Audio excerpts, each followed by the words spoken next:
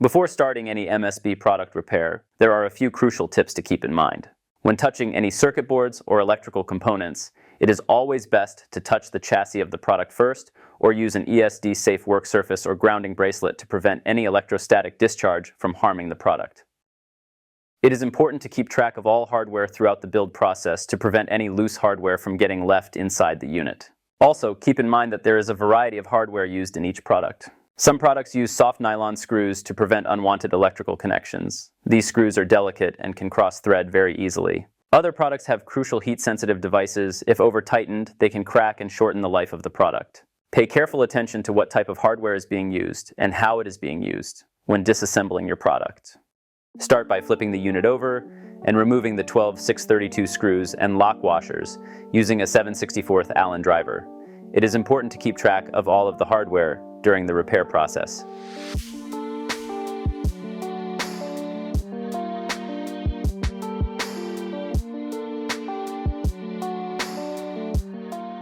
Then using a No. 1 Phillips, remove the 4 440 screws located along the edge of the jack panel. When removing the cover, gently but firmly lift up on the lip at the back edge. You should feel some slight resistance until the thermal pads in the top of the chassis release. Use a 7/64 Allen driver to remove the 632 screw at the corner of the clock. Now you should be able to lift the clock out and replace it by lining up the corner connector and pushing it in place. Then retighten the 632 screw using a 7/64 Allen driver. Do not over-tighten this screw as it interfaces with a soft Delrin isolator inside the clock body. To reinstall the subassembly, start by setting the chassis down, and then flip the subassembly over and line up the front edge of it with the front edge of the chassis. Before lowering the assembly completely, give it a slight push forward to make sure it is all the way towards the front of the unit.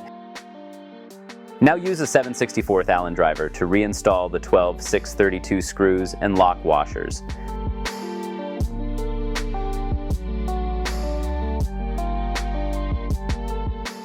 It is always best to start in each of the corners to ensure that the cover is properly aligned in the chassis before retightening the rest of the screws.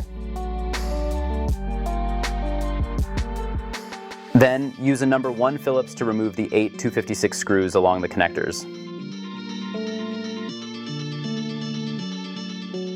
Now your product is ready to go back in the system.